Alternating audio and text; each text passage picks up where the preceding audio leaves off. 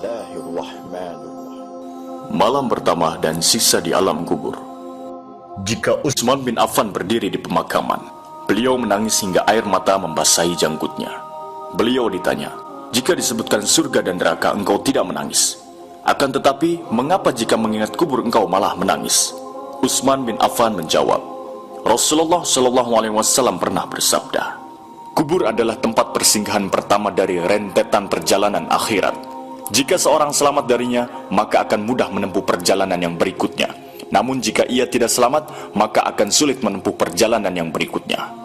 Dalam kitab Sahih Muslim, terdapat hadis dari Al-Bara bin Azib radhiyallahu anhu. Beliau membicarakan mengenai firman Allah Ta'ala. Allah meneguhkan iman orang-orang yang beriman dengan ucapan yang teguh itu di dalam kehidupan di dunia dan akhirat. Dan Allah menyesatkan orang-orang yang zalim dan memperbuat apa yang dia hendaki. Quran Surat Ibrahim ayat 27.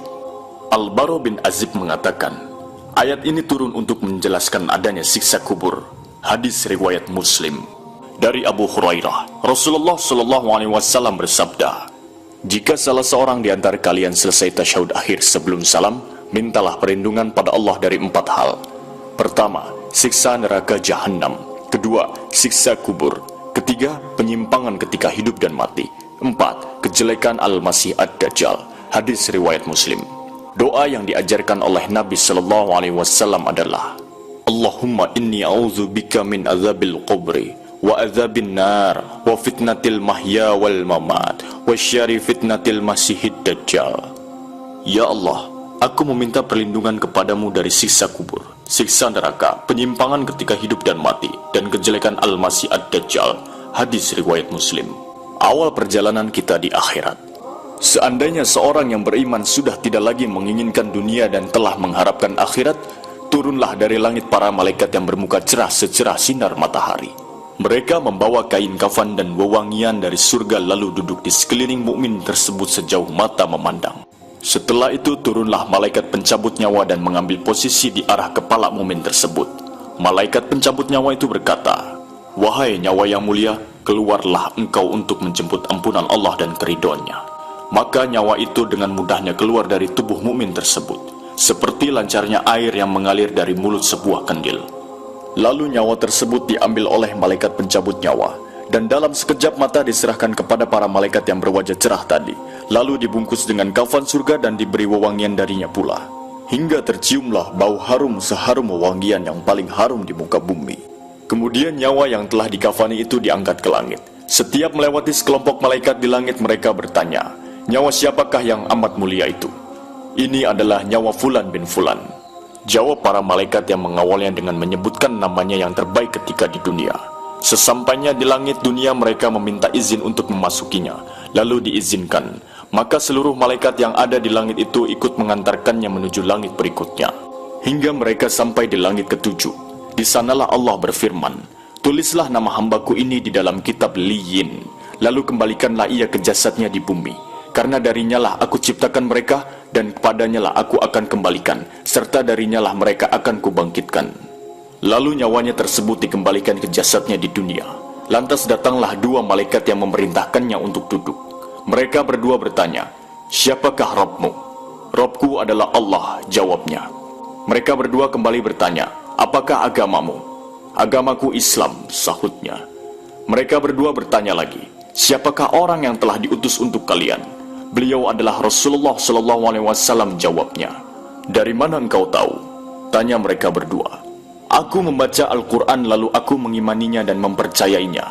Tiba-tiba terdengarlah suara dari langit yang menyeru, hambaku benar. Maka hamparkanlah surga baginya, berilah dia pakaian darinya, lalu bukakanlah pintu ke arahnya. Maka menghembuslah angin segar dan harumnya surga. Lalu kuburannya diluaskan sepanjang mata memandang. Saat itu datanglah seorang pemuda asing, yang amat tampan memakai pakaian yang sangat indah dan berbau harum sekali.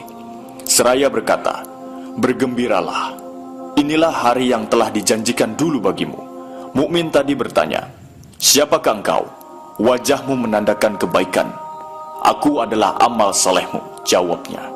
Si mukmin tadi pun berkata, wahai Rabbku, segerakanlah datangnya hari kiamat, karena aku ingin bertemu dengan keluarga dan hartaku. Adapun orang kafir, Di saat dia dalam keadaan tidak mengharapkan akhirat dan masih menginginkan keindahan duniawi, turunlah dari langit malaikat yang bermuka hitam sambil membawa kain mori kasar. Lalu mereka duduk di sekelilingnya. Saat itu turunlah malaikat pencabut nyawa dan duduk di arah kepalanya seraya berkata, "Wahai nyawa yang hina, keluarlah dan jemputlah kemurkaan dan kemarahan Allah." Maka nyawa orang kafir tadi berlarian di sekujur tubuhnya. Maka malaikat pencabut nyawa tadi mencabut nyawa tersebut dengan paksa, sebagaimana seseorang yang menarik besi beruji yang menempel di kapas basah. Begitu nyawa tersebut sudah berada di tangan malaikat pencabut nyawa, sekejap mata diambil oleh para malaikat bermuka hitam yang ada di sekelilingnya. Lalu nyawa tadi segera dibungkus dengan kain mori kasar. Tiba-tiba terciumlah bau busuk sebusuk bangkai yang paling busuk di muka bumi. Lalu nyawa tadi dibawa ke langit. Setiap mereka melewati segerombolan malaikat, mereka selalu ditanya, "Nyawa siapakah yang amat hina ini?" "Ini adalah nyawa Fulan bin Fulan." Jawab mereka dengan namanya yang terburuk ketika di dunia. Sesampainya di langit dunia, mereka minta izin untuk memasukinya, namun tidak diizinkan. Rasulullah membaca firman Allah, "Tidak akan dibukakan bagi mereka orang-orang kafir pintu-pintu langit dan mereka tidak akan masuk surga sampai seandainya unta bisa memasuki lubang jarum sekalipun." Quran Surat Al-A'raf ayat 40. Saat itu Allah berfirman, "Tulislah namanya di dalam sijin di bawah bumi." Kemudian nyawa itu dicampakkan dengan hina dina. Rasulullah SAW membaca firman Allah Ta'ala, "Barang siapa yang mempersekutukan suatu dengan Allah, maka adalah ia seolah-olah jatuh dari langit lalu disambar oleh burung, atau diterbangkan angin ke tempat yang jauh." Quran Surat Al-Hajj ayat 31. Kemudian nyawa tadi dikembalikan ke jasadnya, hingga datanglah dua malaikat yang mendudukkannya seraya bertanya, "Siapakah Rabbmu?" "Aku tidak tahu," jawabnya. Mereka berdua kembali bertanya, "Apakah agamamu?" "Aku tidak tahu," sahutnya. Mereka berdua bertanya lagi, "Siapakah orang yang telah diutus untuk kalian?" "Aku tidak tahu," jawabnya.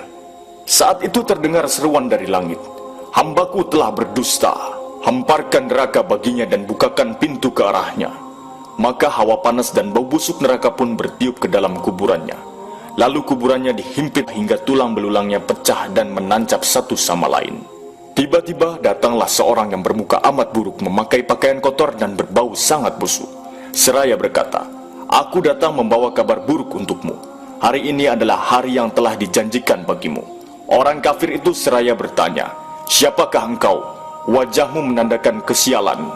"Aku adalah dosa-dosamu," jawabnya. "Wahai Robku, janganlah engkau datangkan hari kiamat," seru orang kafir tadi. Itulah dua versi kehidupan orang yang telah masuk liang kubur. Jika kita menginginkan untuk menjadi orang yang dibukakan baginya pintu ke surga dan diluaskan liang kuburnya seluas mata memandang, maka kita berusaha untuk memperbanyak beramal soleh di dunia. Maka mari kita manfaatkan kehidupan dunia yang hanya sementara ini untuk benar-benar beramal soleh. Semoga kelak kita mendapatkan kenikmatan di alam kubur serta dihindarkan dari siksa kubur di dalamnya. Amin. Semoga video ini dapat mengingatkan kita akan kematian dan kita dapat memperbaiki amal-amal kita untuk bekal kita kelak. Terima kasih sudah menonton. Dukung channelnya, subscribe, like, komen, dan share.